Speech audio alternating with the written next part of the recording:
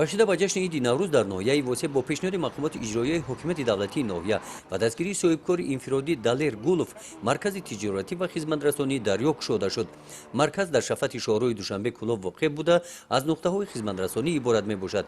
20 нафар сокинони ноҳия баъди гузаштани курсҳои бозомӯзӣ дар ҳамин ҷо ба кори доимӣ ҷалб гардиданд.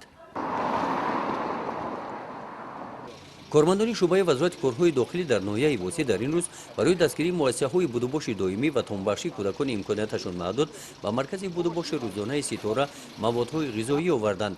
дар маркази будубоши рӯзонаи Ситора аз 4 ҷамоати деҳоти ноҳия 80 нафар кӯдакони имконияташон маҳдуд ба тавонбахшӣ фаро гирифта шуданд. ба шида ба ҷашни иди наврӯз дар ин марказ чорабини идона доир гардид. барои кӯдакон дастархони наврӯзӣ иборат аз таомҳои наврӯзӣ 7 сину 7 шин тайёр намуданд.